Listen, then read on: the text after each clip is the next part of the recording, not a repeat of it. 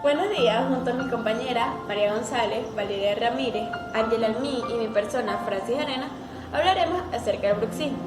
El bruxismo hace referencia a aquella paraforme, en algunos casos patología, de manera inconsciente, intensa y rítmica, que consiste en el apretamiento o el arrechinamiento de los dientes. Dependiendo de su frecuencia e intensidad que se realice, puede ocasionar desgaste del esmalte, dolor en los dientes o en la mandíbula, alteraciones en el ATM, entre otros. Cuando hablamos de los antecedentes, en los primeros tiempos, los odontólogos estaban convencidos de que el bruxismo estaba relacionado con el contacto oclusal. Por lo tanto, los tratamientos iban dirigidos a la corrección de la oclusión. Tiempos posteriores rechazaron esta teoría, ya que decían que el contacto oclusal estaba relacionado con la masticación y no contribuía nada lo que tenía que ver con el bruxismo. Algunos factores que influyen en la etiología, principalmente encontramos lo que es el estrés emocional, la lesión y ansiedad. Ciertos estudios demuestran un patrón temporal acompañado de lo que son de evidencias o hechos estresantes, aumentando la actividad de los maceteros y en algunos casos había una presencia de dolor. Además puede ser provocado por lo que es algunos medicamentos, el mal dormir, una mala alimentación, trastornos en el sistema nervioso central, entre otros factores que podían influir lo que tenía que ver la etiología del bruxismo. Hola, me llamo Valeria Ramírez y en el presente video les estaré hablando sobre tipos de bruxismo, signos y síntomas. Tipos de bruxismo. Existen dos tipos. El bruxismo céntrico, que no aparece el frotamiento, y su principal característica es la de aparición de cúspides invertidas y el desgaste de cuello. Y el bruxismo excéntrico, que es el desgaste de toda la cara de masticación del diente. Signos y síntomas: área de dolor, boca y rostro, mandíbula o oído. Boca, dientes sensibles y dolor de muela, aunque también es muy común el dolor de cabeza o el síndrome de dientes fisurados. Muchas gracias. Hola, mi nombre es Ángela Almí y yo les voy a hablar sobre la oración patológica y su tratamiento. Se da a causa del contacto de los dientes con sustancias abrasivas, la interposición de objetos entre los dientes o un cepillado muy vigoroso.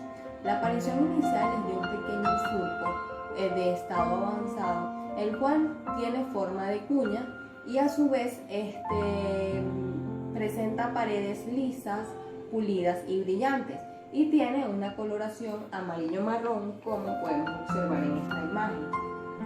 Su tratamiento es muy variado. A la hora de abordar un caso de abrasión dental, el especialista deberá analizar la etiología. De esta manera corregirá las rutinas de higiene bucodental, así como también los hábitos nocivos para los dientes, tales como la sujeción de diferentes metales como las agujas, los piercing orales y los alfileres, así como también diferentes alimentos como por ejemplo la pipa.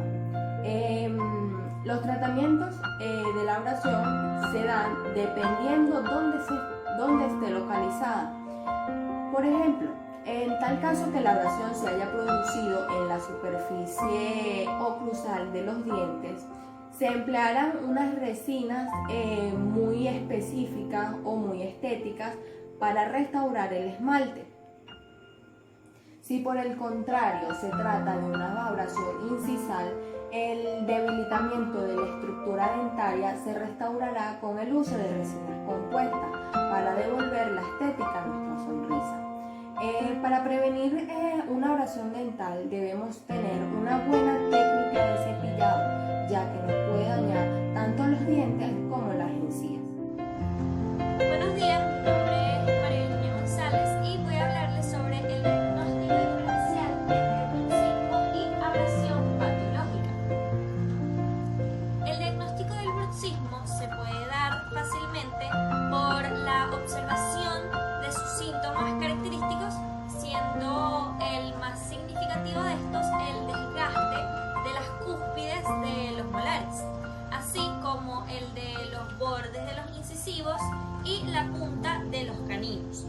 También nos podemos encontrar con lesiones por flexión que se producen en la proximidad del margen gingival, hipersensibilidad a los cambios de temperatura, fracturas de cúspides y de restauraciones o hipermovilidad de los dientes en ausencia de patología peridental.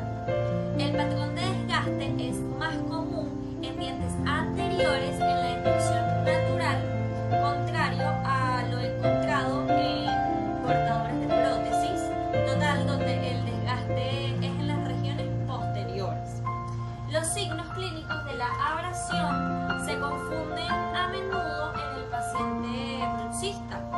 La abrasión no tiene ninguna selectividad sobre la superficie dental anatómica, y bajo el microscopio una superficie abrasionada suele presentar arañazos orientados al azar, numerosas picaduras y diferentes marcas. La distribución y la extensión de desgaste abrasivo sobre la superficie dependen de muchas variables, como pueden ser el tipo de oclusión, la dieta, el estilo de vida, la edad, la higiene oral. La abrasión presenta un contorno indefinido con una superficie dura y pulida. El esmalte se ve liso, plano y brillante, y la dentina expuesta se presenta extremadamente pulida. La forma de la lesión es de plato amplio con márgenes no definidos y se acompaña de resección gingival. También existen otros desgastes dentales asociados, como son la abrasión, la adhesión y la erosión o corrosión. Proseguimos con lo que es el tratamiento del bruxismo. Los protectores dentales y las férulas suelen emplearse para evitar el bruxismo mientras el paciente duerme. Este método nos ayuda a prevenir daños en los dientes y los problemas en la articulación temporomandibular. No obstante, estos dispositivos nos ayudan a prevenir o controlar el bruxismo, mas no lo curan. Si se dejan estos dispositivos, el bruxismo puede aparecer.